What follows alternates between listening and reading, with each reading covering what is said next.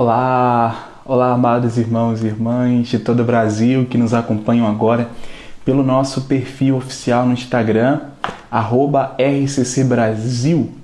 Que alegria estar com vocês nessa noite. Vamos chegando, povo de Deus, vamos chegando, sejam bem-vindos, bem-vindas, todos vocês que nos seguem aqui no nosso Instagram, @RCCBrasilOficial. Essa é mais uma live da editora RCC Brasil, né? Para quem não sabe, a gente está com esse projeto de todas as quintas-feiras, às 4 da tarde, a gente faz uma live da editora RCC Brasil com um material específico, né? Com um livro específico, que a gente tenta trazer aqui os autores, né? Outras pessoas que a gente possa bater um papo super agradável, super bacana com o conteúdo desse livro. E hoje a gente vai estar aqui falando sobre um livro muito especial. Um livro, gente, que faz parte da história da renovação carismática católica de todo o mundo. Não só dos brasileiros, mas de todo o mundo, que é o livro A Cruz e o Punhal. Ah, que alegria, né, gente? Muito boa tarde para vocês, povo de Deus. Que alegria estar com vocês. Então hoje a gente vai falar um pouquinho sobre A Cruz e o Punhal. Você que já leu esse livro, já vai colocando aí nos comentários, já vai dizendo de onde você é, ok? Você que nunca leu o livro, né? Espero que essa live ajude você a matar um pouquinho esse desejo de ver o livro e acender em você esse desejo de ler o livro. Tenho certeza que você vai amar, até porque hoje o nosso convidado, ele é muito especial, né? É o Rufino, povo de Deus, João Cláudio Rufino, né? Coordenador da Comissão de Reflexão Teológica da RCC Brasil, vai estar aqui com a gente já, para a gente poder comentar um pouquinho sobre esse livro, bater um papo bem bacana, bem especial. Então é isso, povo de Deus. Vocês aí que estão chegando, vai colocando de onde você é, sua diocese, seu grupo de oração, seu estado, amém? Sua cidade. A gente quer saber de onde vocês são. A gente vai estar então hoje com o Rufino já, falando sobre esse livro aqui, A Cruz e o Punhal. Eu já quero pedir a você que nesse momento, se puder, daqui a pouco, quando acabar a live, já anota aí para você seguir a editora RCC Brasil, porque todos os lançamentos da Renovação Carismática Católica, eles são divulgados no nosso Instagram. Então é isso, editora RCC Brasil. É muito fácil, vai lá, segue a gente e a gente vai estar divulgando vários livros. Esse livro, gente, eu já li várias vezes, inclusive reli recentemente.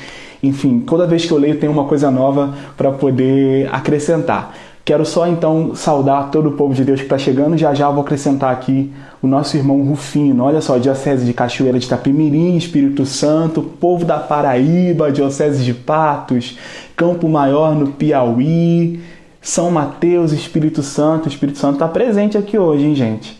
Minas Gerais, Uruaçu, Goiás. Opa! Nossa, povo do Brasil inteiro está aqui com a gente. Grupo de Oração Missionários de Cristo, Caruaru, Pernambuco. Ô, terra boa, povo de Deus. Então, gente, eu vou aqui adicionar o Rufino, tá certo? E já a gente vai começar a falar um pouquinho aqui sobre esse nosso super livro, tá bom? Deixa eu aqui achar o Rufino.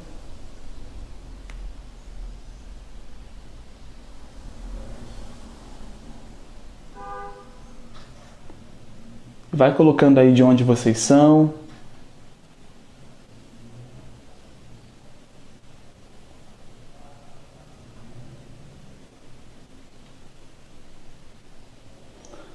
Vamos lá. Se o Rufino também já quiser mandar para mim uma solicitação aí, também agradeço, né? Enquanto eu fico aqui tentando localizar aqui o nosso irmão João Cláudio Rufino. Pessoal, vai colocando aí de onde vocês são. Daqui a pouco eu já falo aqui para todo mundo, tá ok?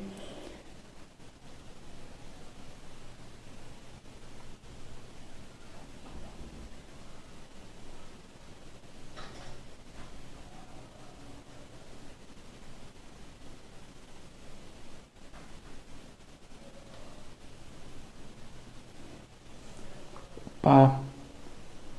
Só mais um minutinho. Estou tentando aqui adicionar o nosso irmão Rufino, que vai estar com a gente hoje falando sobre esse livro aqui, gente, A Cruz e o Punhal. Fiquem aí, já a gente começa esse nosso bate-papo, ok?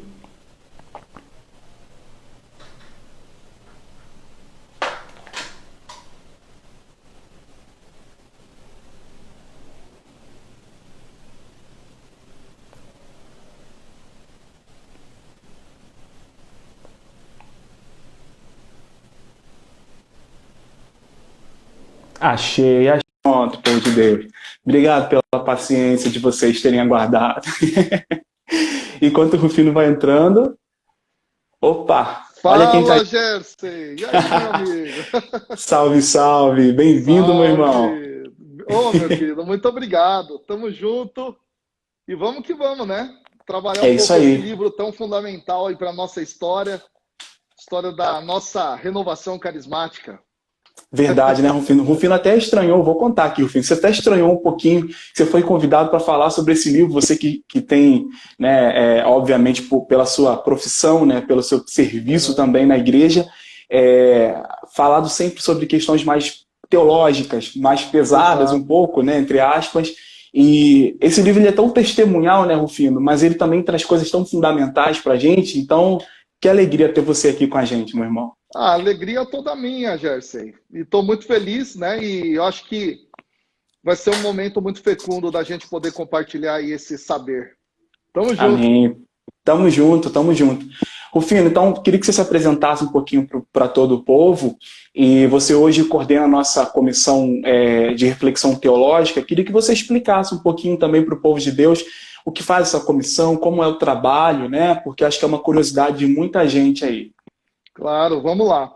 Bom, eu sou o João Cláudio Rufino e sou atual coordenador dentro da comissão de formação do Núcleo de Reflexão Teológica. E esse núcleo tem por missão fazer todo tipo de apuração dos conteúdos quando somos solicitados. Então, dar algum posicionamento, quando alguns irmãos demandam, alguns da própria igreja, bispos, padres demandam, e aí a gente faz esse trabalho. E um outro ponto também muito importante dentro disso, Gerson, é também, né, toda essa parte de fazer a reflexão teológica, portanto, à luz da Sagrada Escritura, da Sagrada Tradição, também em consonância com o magistério, daquilo que é próprio da nossa espiritualidade. Então, termos que nos são próprios, experiências que nos são próprias e assim por diante. Legal, muito legal. Imagino que seja um trabalho bem grande, né? Porque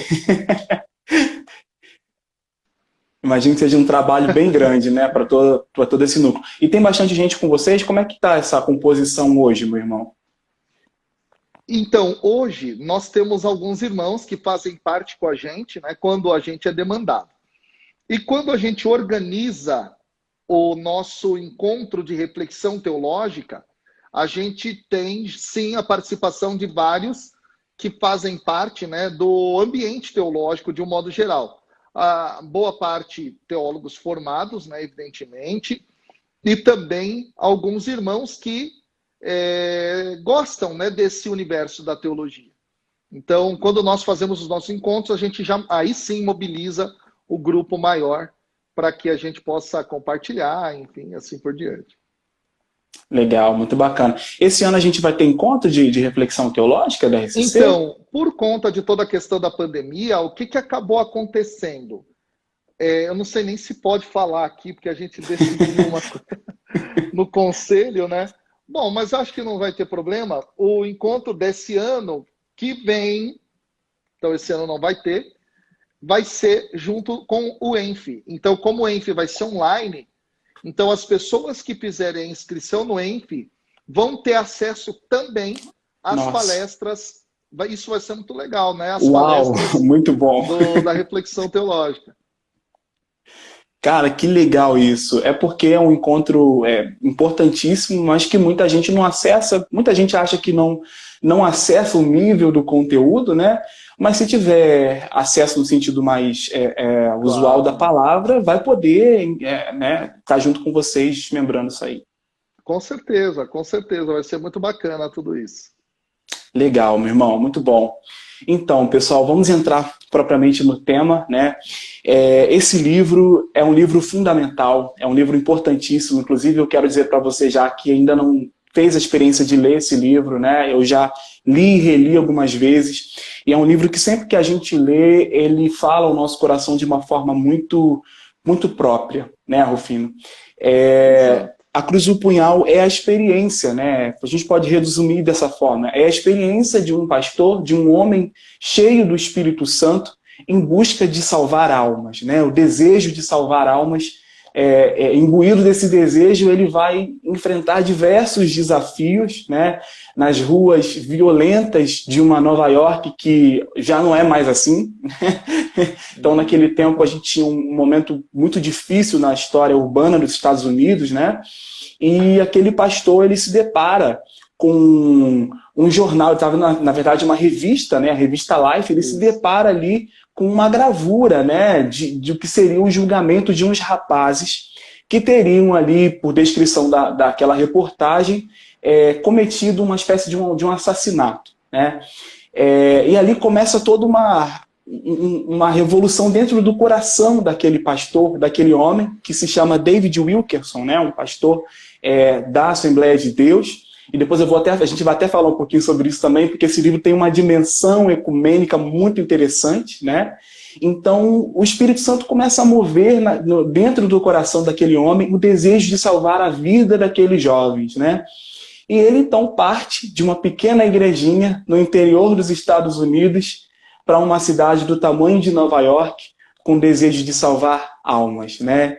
Então, Rufino, eu já queria perguntar para você, meu irmão, o que esse livro fala para a gente nos tempos de hoje, né? Porque esse desejo de salvar almas, ele é imperioso, né? Exato. Eu acho que, assim, uma das coisas que me marca muito são as frases que eu diria são atemporais dentro da dinâmica desse livro, né? Então, eu destaquei algumas.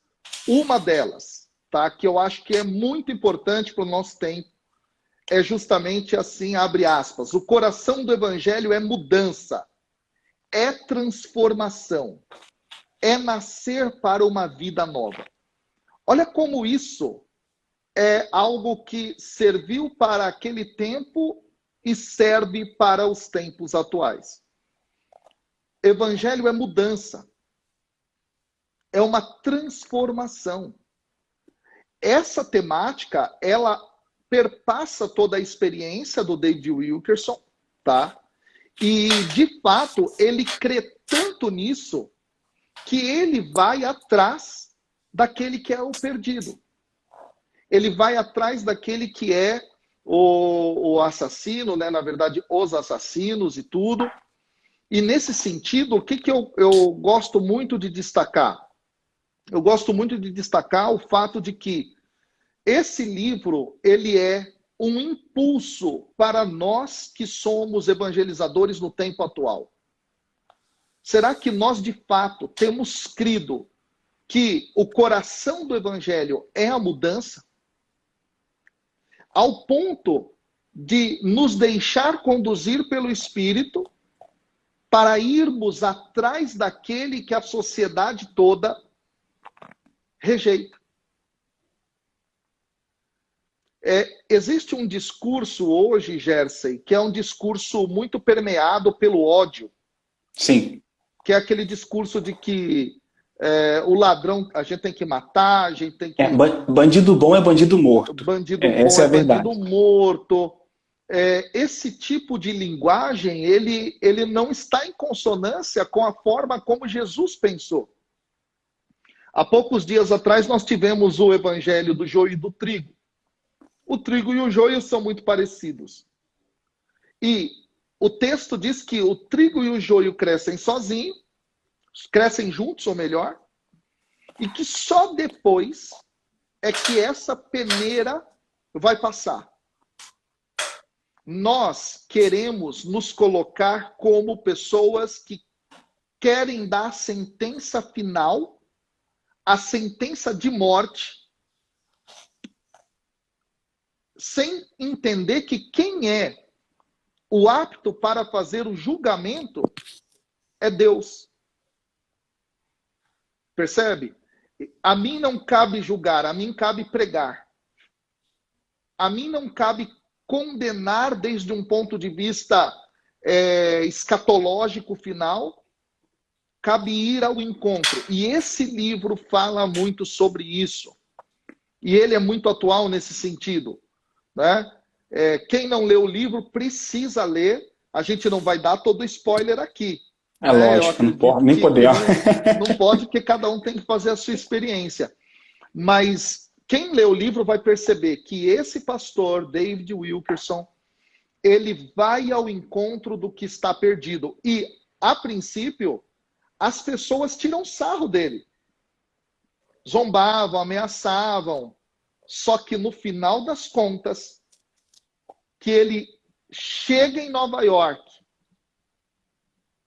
e aí ele faz todo o processo do anúncio do evangelho a esses jovens criminosos, olha, é algo realmente maravilhoso. É algo realmente maravilhoso. Então, esse é um dos pontos mais fundamentais que eu destaco. Um outro que eu gosto muito, é uma frase que ele fala que é assim, abre aspas, não peço que me reveles os teus propósitos, mas apenas guie os meus passos. Essa frase, É olha, demais isso. Jessa, é É demais, demais. porque muitas vezes nós nos colocamos sem fé ao ponto de cobrar de Deus que ele nos revele o futuro na sua plenitude. Eu quero saber o que vai acontecer. Eu quero saber qual é o fim de toda a história. David Wilkerson, ao contrário, ele se coloca justamente num salto da fé. Essa é uma das experiências mais bonitas do livro. Sem saber no que ia dar, mas ele pede a Deus, guia os meus passos. Eu não sei como vai ser o final, mas no caminho, ao longo do passo a passo, Espírito Santo, que o Senhor possa me dar quais são os próximos passos, não o final da história, mas o próximo. O que eu tenho que fazer daqui a pouco, né? O que eu tenho que fazer Não, daqui a pouco. Exato, exato. Rufino, antes de você entrar em algum outro ponto, eu acho que fantástico essas suas colocações. Eu quero lembrar duas coisas que o Papa Francisco, né, ele tem trazido para a gente nesse tempo. Uma, complemento que você disse no primeiro ponto, sobre o coração do evangelho ser a mudança, né? O Papa Francisco disse, inclusive, para nós da Renovação Carismática Católica, se não me engano, acho que foi por ocasião do jubileu, agora em 2017, que nós não somos alfândegas do Espírito Santo, né? Isso é muito sério, porque o grupo de oração ele é portas abertíssimas. Aliás, até o próprio Vinícius gosta de falar disso, muito disso. O grupo de oração são portas escancaradas, não são nem portas abertas, né? E muitas vezes nós nos colocamos num lugar onde as pessoas não acessam essa experiência que nos transforma, que é o batismo no Espírito Santo, porque nós nos colocamos nesse lugar de alfândegas do Espírito, né? Exatamente. Então veja como é atual até mesmo para a renovação carismática católica dos tempos de hoje, né? A renovação carismática católica daqueles tempos, quando esse livro foi escrito e que aquele grupo de jovens leu esse livro, ele tinha o ímpeto de evangelizar toda a gente, né? E esse livro ajudou nesse sentido. E agora ele vem nos ajudar em outro sentido, nos recordar que agora que temos toda essa estrutura maravilhosa, não devemos nos colocar como aqueles que são alfândegas do Espírito, né? Exato. É fantástico. E Gerson, diante disso que você está falando, né? Tem uma outra frase no livro que eu acho que ela é maravilhosa, que é assim: o amor de Cristo é um amor sem exigências. Fantástico. Observe que nós queremos imputar exigências no momento em que a gente olha para o outro e condena. Nós não estamos fazendo o papel justamente de seguidor de Cristo e podemos dizer nesse sentido de homem novo no Espírito. Uma vez que a gente põe exigências para amar o perdido, nós é que estamos perdidos. Cabe a Deus o julgamento final. Porque se for da forma como nós, na sociedade, dentro de um determinado espectro de discurso falamos, né? Cambada de vagabundo, isso e aquilo, e mata, e sei lá o quê, a gente está abrindo mão de pregar, então. Já que é assim, a vida dessas pessoas está determinada à danação total, ao inferno, e então cruza os braços. Uma das alternativas que alguns destes que têm esse tipo de discurso dão é: a gente reza por eles. Mas veja, rezar e não ir ao encontro não foi o que Deus revelou a nós. É muito interessante isso. E a gente percebe essa teologia justamente no ato do Deus que envia o seu Filho, e esse se encarna, assume a condição humana em tudo menos do pecado, morre por nós para nos alcançar. Esse detalhe é muito interessante, ele é muito atual. E aí, Gerson, olha que coisa interessante isso, né? Isso é tão fulcral dentro da nossa experiência de fé. Deus poderia ter condenado todo mundo. Ele poderia ter dito: ok, criei, não quiser, eu destruo. Ao contrário, ele vem ao encontro. É um Deus que busca o relacionamento. É um Deus que busca as pessoas. É um Deus que tanto nos buscou, que desceu até a pior de todas as situações para nos dar vida. É isso que nós devemos fazer. Só que isso é mais difícil, cara. Muito. O David Wilkerson, no livro, ele fez o mais difícil. Sim. Ele fez o que tinha que ser feito. Ele saiu do seu conforto. Ele podia muito bem ficar pregando lá para a sua igreja, para o seu rebanho, mas ao contrário, ele saiu de si num processo de esvaziamento, que a gente chama na teologia de kenosis, um esvaziamento, né? uma kenosis, e ele vai até o perdido. E que coisa maravilhosa. É isso que esse livro traz, entre muitas outras coisas, de tão atual e de tão importante para nós. Certamente, o Papa Francisco, se leu esse livro, não sei se leu, ele ratificaria, ele assinaria embaixo. Tenho certeza. Assim como fez Dom Alberto Taveira, né? Que nessa apresentação, que nessa edição, inclusive Rufino, é uma coedição com a Betânia, né? Com a editora Betânia aqui no Brasil. E está apresentado pelo Dom Alberto Taveira, né? E o prefácio é da Pat Mansfield. Então, são até diferenciais aqui dessa nossa coedição. Agora, eu tenho uma pergunta para fazer para você, como teólogo, que eu acho importantíssimo, Rufino, para você nos ajudar nesse processo, já que a gente está caminhando aqui nesse processo reflexivo, né, de levar esse evangelho. As pessoas hoje, elas têm sido muito seduzidas, inclusive dentro da igreja, por um discurso da verdade, né? Diz Papa Bento... o Papa Emérito Bento XVI, em Deus Caritas Est, que a verdade sem caridade, né?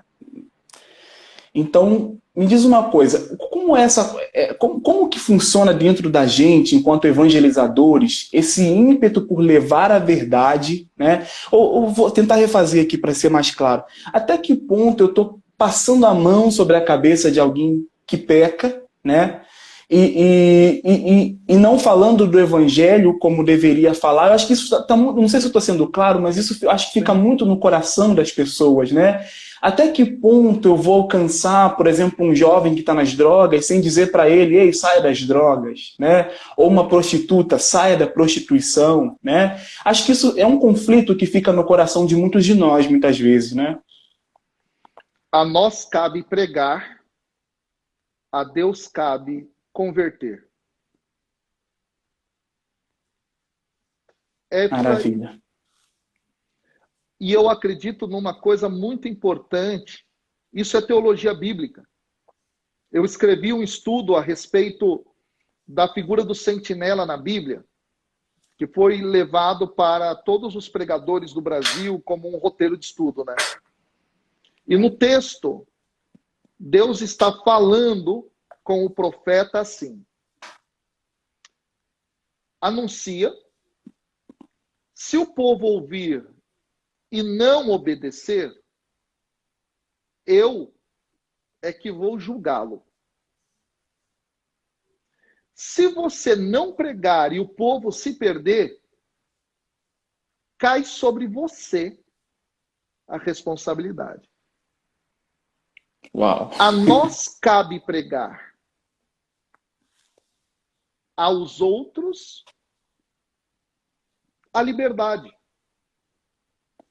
Agora, tem um detalhe muito importante nesse sentido. Qual é a grande verdade a respeito de Deus? Que Deus é amor. Se há uma verdade que precisa ser pregada, é esta. De um Deus que ama, como a gente falava, e o livro trabalha isso, sem exigências. Porque nós, Gerson, quando não temos uma reflexão teológica mais aprofundada, nós acreditamos que o processo da conversão se dá pelas forças das palavras condenatórias que nós proclamamos. Sabe aquela história de só apontar o erro dos outros? Sim. Esse dado é muito importante. Quer dizer, eu preciso entender que quem faz a obra é Deus. E aí existe um ponto. Se a verdade é proclamar o amor e a misericórdia, a compassividade de Deus, a compaixão que Ele tem, a gente precisa pôr isso no nosso coração. Precisamos tomar cuidado de não achar que as pessoas se convertem pelo medo. Se eu pegar uma arma, Gerson, e colocar na sua cabeça, e eu falar assim, se converta, e peço uma prática para você concreta, ajuda o teu irmão pobre, com uma arma na tua cabeça, tira o dinheiro do teu bolso e vai lá, ajuda o pobre. Você na hora vai falar assim, opa, tudo bem, calma, eu vou lá, olha, que bonito. Isso não é mudança, isso é ameaça. Agora, à medida em que você faz uma experiência da sedução de Deus, você ama porque foi amado. Você ama porque foi alcançado. Você leva a experiência de salvação porque você foi alcançado pelo Salvador. É muito diferente e é por isso que nessa perspectiva o apóstolo Paulo, ele vai justamente falar a respeito da obra do Espírito Santo na nossa vida com a categoria metafórica dos frutos. Fruto do Espírito. Esse do, na língua grega, é o genitivo. E o genitivo, ele tem uma das funções de falar a respeito da origem. É fruto de quem? Qual é a origem do fruto? A origem do fruto é do Espírito. Quando eu sou bom, é o Espírito. Quando eu sou longâmino, quando eu tenho temperança, é o Espírito.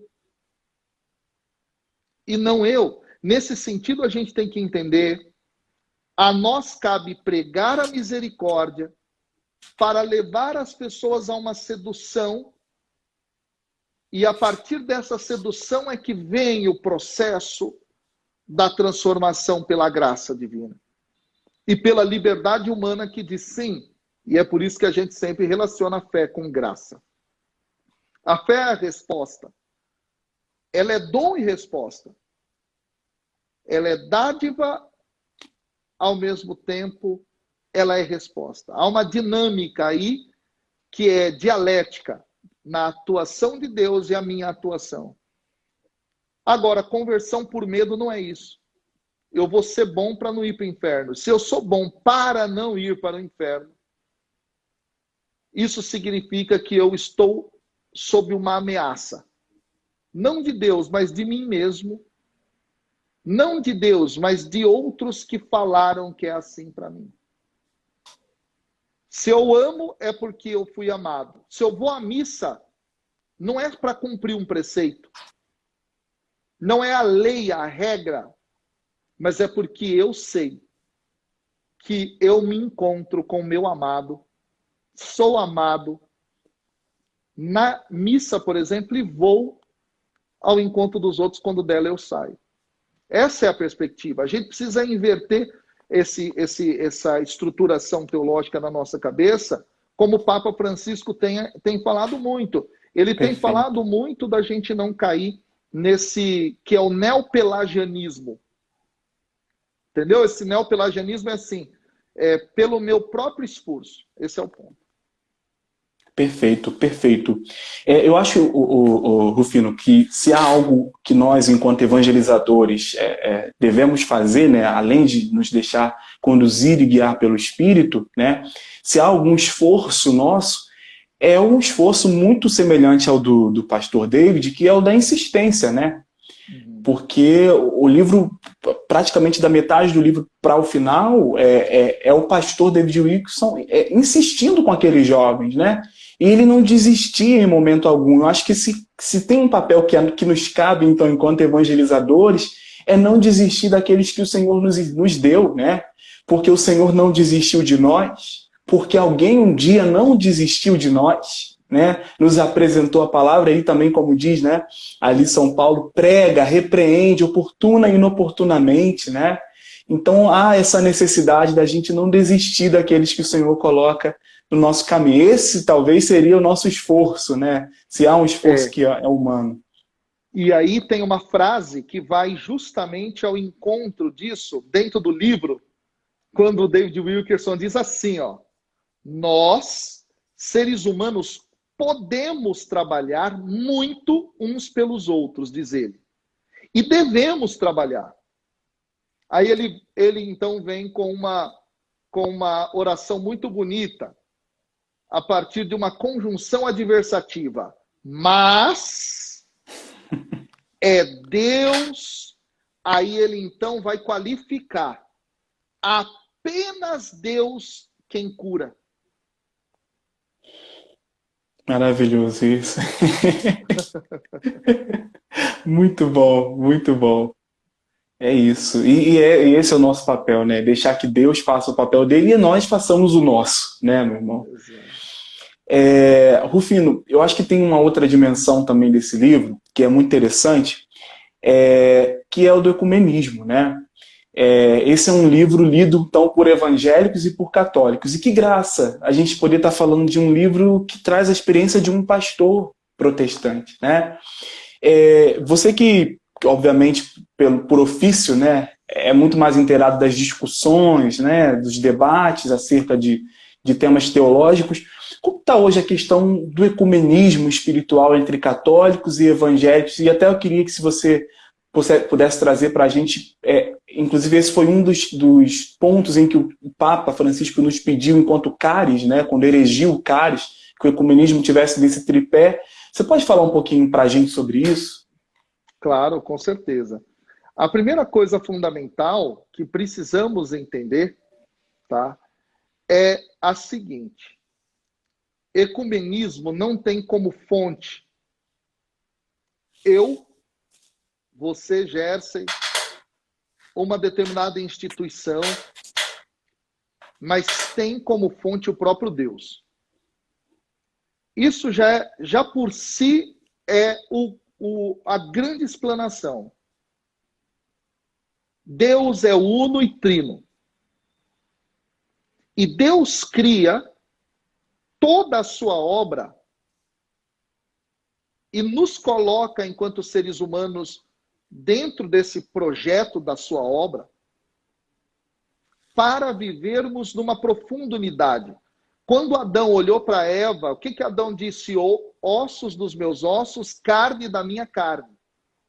Isso não reflete apenas a ideia da paixão humana pelo corpo alheio, pela atração física, que por si só já seria muito bonita nesse caso do texto. Mas o texto ele está falando de uma unidade fundamental existente entre nós. Deus nos criou para vivermos unidos.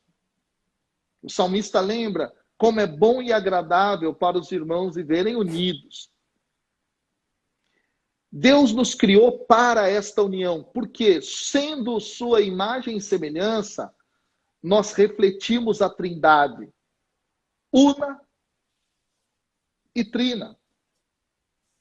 E o que é bonito no paradigma da Trindade para entender a questão do ecumenismo? É entender que a essência é uma, a gente fala assim na teologia, a essência é uma, mas as pessoas têm o seu toque de distinção, que a gente chama, com uma linguagem dentro da teologia, das propriedades. Então, existe algo que é próprio do Pai, algo que é próprio do Filho e algo que é próprio do Espírito. E, portanto, a gente pode dizer que são 3 pessoas, mas a essência é uma só. E esse dado ele é muito importante, porque ele define o próprio Deus em si mesmo. Se alguém pergunta para nós, quem é Deus? A gente responde, é a Trindade. Se você responder que é só Jesus, você está cometendo uma redução. Se você dizer que é só Deus Pai, está cometendo outra redução. E assim por diante, dizendo do próprio Espírito. Deus é um e é em 3 pessoas. Aí que vem o grande detalhe. Esse Deus uno e trino nos cria para vivermos num processo de relação com o outro. Nós somos uma humanidade. O que nos liga, em primeiro lugar, é isso. Nós somos uma humanidade. Não existem 2 humanidades, 3 humanidades, 4 humanidades. Nós somos a humanidade. Querida por Deus, criada com um propósito. E aí que vem o grande ponto. Quando, então, o pecado vem, o que ocorre é Torre de Babel. Cada um vai para o seu canto. E o que é a experiência em Cristo Jesus na teologia que está presente dentro de Efésios, dentro, por exemplo, também da carta de Paulo aos Colossenses? Em Cristo, toda a humanidade é reunida novamente. E esta ideia de uma reunião, ela é uma ideia presente na oração sacerdotal de Jesus, no capítulo 17 do Evangelho de João, quando ainda ele estava com os seus no seu último momento no cenáculo. Pai, que todos eles sejam um, como eu e o Senhor somos um. Ou seja, a vontade de uma unidade, ela não é humana, ela é divina. E ela aponta para justamente o projeto de Deus de comunhão entre nós. Vale lembrar que quem quer separar é o diabo. O termo diabo, em grego, diabolos, é divisor. E aí, é claro, quando nós olhamos para o processo da inauguração da igreja em Pentecostes, a gente percebe que o Espírito desce, todos ouvem na sua própria língua as maravilhas de Deus. É a inversão de Babel. Se em Babel houve a divisão das línguas, agora com o derramar do Espírito, todos são chamados pela graça de Deus a recompor em Cristo, pela força do Espírito, essa unidade da humanidade. Isso é algo muito bonito. E aí que vem o grande ponto. Ecumenismo eu colocaria aqui uma palavra, né? Não é enfatizar, mas é realizar o próprio desejo de Deus. Existem diferenças? Existem. E eu posso, como crente católico convicto, dizer que podem existir desvios segundo a dimensão da fé que eu tenho nos outros? Posso. Mas não cabe a mim enfatizar as divisões ou as distinções. Cabe a mim enfatizar a essência. Somos uma humanidade que Cristo quer reunir, reuniu em si. Só que cabe a nós agora o esforço. Ecumenismo é isso. Tem gente que acha que ecumenismo é tornar todo mundo uma mesma coisa nesse sentido. Não é uma questão só institucional. É uma questão divina, teológica. Sobrenatural, portanto, né? É para além, Gerson, de tratados humanos. Para além de tratados humanos.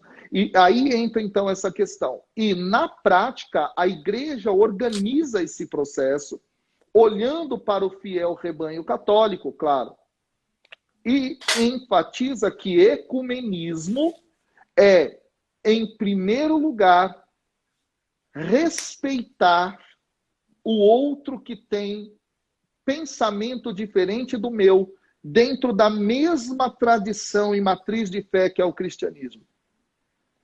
E ecumenismo propriamente se dá com as igrejas que vêm da reforma, com as igrejas que vêm mais tradicionais. Aí nós temos, ao longo de todo o processo histórico, dentro do protestantismo, o nascimento das igrejas evangélicas. E dentro das evangélicas, as pentecostais.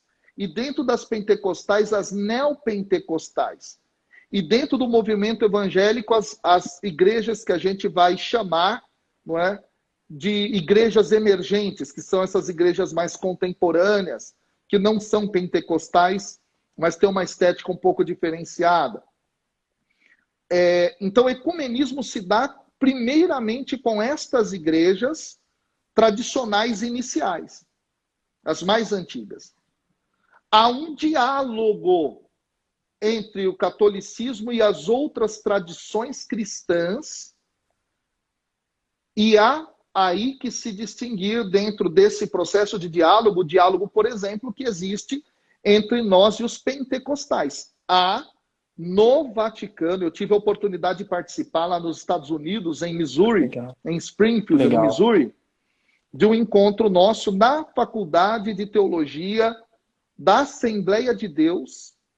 E lá estava, por exemplo, o grande chefe da Assembleia de Deus no mundo e vários outros pentecostais conversando conosco, católicos. E disso saiu até documento conjunto a respeito dos dons e carismas do Espírito, para você ter uma ideia. Então, é isso. E aí, só um detalhe, última coisa, ecumenismo é uma coisa, diálogo interreligioso é outra. Tá? Diálogo interreligioso é com outras religiões não cristãs. Tá bom? Então há uma diferença, o povo confunde, acha que ecumenismo é que todas as religiões são a mesma coisa, nada a ver. Tá bom? Tem que estudar um pouco isso melhor. E mistura com inculturação e faz uma salada só. Salada danada. Mas é isso, meu irmão. Muito, muito boa essa explicação, Rufino. E só para reforçar, né, eu ia falar isso que você falou agora por último, para reforçar também que o Papa Francisco, então, quando elegiu o cáris, né, um dos tripés, então, desse novo mover do Espírito, né, dessa corrente de graça, o Papa Francisco nos pede que seja, então, o ecumenismo, né, para que continuemos, então, esse trabalho, esse diálogo, né, e há de se fazer, há de se trabalhar cada vez mais para que isso aconteça, porque é um pedido do Santo Padre, né, então a gente não pode esquecer disso jamais. O Papa fala, inclusive, uma das coisas que está aqui também nesse livro A Cruz do Punhal, que é, além do ecumenismo, inclusive lá no finalzinho do livro, o pastor vai contando a experiência dele com pastores de outras igrejas e até clérigos católicos, né? E também o serviço aos pobres, né, que é uma outra base desse tripé que o Papa Francisco nos fala, nos pede no Caris, e que também está presente aqui no trabalho do pastor David Wilkerson. A gente já vai se encaminhando aqui já para o final, meu irmão, mas eu acho que um último ponto que eu acho que a gente não poderia deixar de tocar é que, já no finalzinho do livro, o pastor conta que a obra que ele inicia de uma forma muito embrionária, né, muito pequenininha, se torna então um instituto, né, um lugar onde ele pode fazer a recuperação de diversas vidas, né, de jovens com trabalhos voltados para a recuperação de drogas, né, de usuários de drogas, dependência química. Esse é um trabalho também que a gente tem na igreja, inclusive a nossa corrente de graça, né, é uma alegria fazer parte disso, né. Tem muitos trabalhos voltados para isso também. Então acho que esse é um ponto legal da gente destacar, já se encaminhando para o final da nossa live. E uma outra coisa também, Rufino, se você quiser comentar, é esse confiar no Espírito Santo, né? Como você colocou, o Espírito nos diz o começo, o final do trabalho a gente não sabe como se dará, né? Eu acho que isso é uma grande lição para a gente que está evangelizando nesse tempo, né? A gente meio que se acostumou um pouco com estruturas. Então vamos deixar o Espírito Santo guiar os trabalhos como Ele quiser que sejam guiados. E o que se dará depois é como Nossa Senhora disse, né? Não sei como isso se fará, como isso se dará, né? É um dos pontos que eu acho que a gente precisa entender aí, Gerson, que é fundamental quando a gente fala, né, a respeito de ser conduzido pelo Espírito, deixar-se conduzir. É deixar-se conduzir numa forma, que é a forma de Cristo. Cristo é o referencial que a gente tem para saber se a gente está vivendo de acordo com o Espírito. Eu gosto muito de levar para essa direção todas as vezes que a gente fala sobre esse tema, porque senão fica, você conduzido pelo Espírito, mas conduzido pelo Espírito para viver segundo Cristo. Esse ponto é um importante. Aí o pessoal até faz aquela pergunta, né? Bom dia, Espírito Santo, o que vamos fazer hoje? É legal essa pergunta. Mas tem uma resposta. Abre o Evangelho. Veja como Cristo agiu. Muito bom. Leia o Evangelho do dia. Simples. Leia pelo menos o Evangelho do dia. E viva de acordo com aquilo que Cristo viveu. Ele foi o pleno do Espírito e, como os padres da igreja falam, como um vaso de perfume, ao ser quebrado, o perfume foi derramado por todos a humanidade. Nós somos vasos de perfume. E aí é que vem o detalhe. Vasos que devem ter a mesma forma do vaso que é Cristo. Então esse dado é muito importante. Daí isso não significa uma imitação de Cristo, mas significa um seguimento a Jesus Cristo, que é bem diferente. Na categoria teológica atual, a gente fala, tá, sobre segmento. E por que a gente fala sobre segmento? Porque há um processo histórico que evoluiu e que exige de nós com conhecimento, informação cristã, discernimento, informação dos sinais dos tempos e da realidade, um processo de inteligência da fé para uma praxis de acordo com aquilo que Deus quer. O que é a praxis? A praxis não é só uma prática, nem só um pensamento. Dentro do cristianismo não pode existir teoria e prática. É praxis. Papa João Paulo II falava em outra categoria sobre isso, ele falava sobre a divisão entre fé e vida. Não tem que ter divisão em fé e vida no cristianismo. Ou é ou não é, amigo? Entendeu? E é esse o grande ponto. E aí ser conduzido pelo Espírito é isso. É isso. É olhar para Cristo e seguir Cristo na inteligência da fé, olhando os sinais do tempo atual e viver nos tempos em que nós estamos o Evangelho. É isso que é ser conduzido pelo Espírito Santo. Tem gente que fica olhando para cima, esperando Deus falar. Fala, Deus. Fala para mim. O que eu tenho que fazer? Tem que fazer tá revelado, cara. Muito bom, meu irmão. Rufino, quero te agradecer, meu irmão, imensamente pelo nosso bate-papo agora. Foi maravilhoso estar aqui com você. Tá? Muito obrigado mesmo. Antes de você se despedir, quero dizer então que esse livro, né, A Cruz e o Punhal, essa coedição com a editora Betânia, está disponível então no nosso rccshop.com.br. Se você for lá, vai ver qual o valor. Eu não vou nem falar aqui, que é para você poder ir lá, acessar, né, ter a curiosidade. E também você pode nos seguir nas redes sociais, @editora RCC Brasil. Tá certo? Ficar por dentro de todos os lançamentos. Na próxima semana, quem vai estar aqui falando sobre como um novo Pentecostes é a nossa querida irmã Dani, né, que foi coordenadora do Ministério Jovem aqui da RCC Brasil. Então, acho que também vai ser uma live muito especial. Com certeza. É isso aí. Gente, obrigado pela presença de todos vocês. Rufino, meu irmão, valeu, Tamo cara. junto. Obrigado. Tamo junto, meu amigo. Um abraço, gente. Deus abençoe. Abraço. Tchau, tchau. Tchau, tchau.